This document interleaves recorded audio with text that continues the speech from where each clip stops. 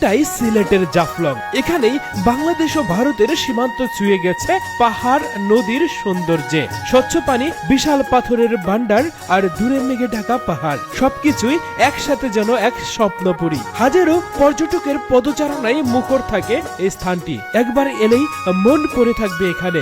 জাফলং প্রকৃতির এক অপার বিস্ময়।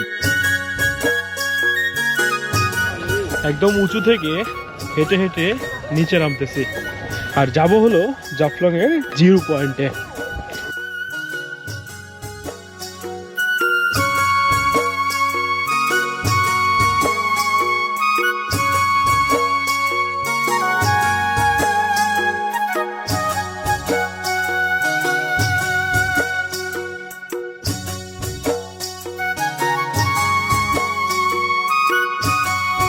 জাফলং ঘুরতে এলেই চোখে পড়বে সারি সারি দোকান। কেউ বিক্রি করছে পাহাড়ি পাথর, কেউ দেশি বিদেশি শাড়ি, আবার কেউ লুকোজ শাহরুকার হাতের তৈরি জিনিস। এখানকার চা স্টল গুলো আছে আলাদা এক গ্রাম্য টান। পর্যটকের মুখরতায় জমে ওঠে এই ক্ষুদ্র বাজার। ঘুরে ঘুরে দেখলেই বুঝবেন এই দোকানগুলো শুধু ব্যবসা নয়, জাফলং এর প্রাণ।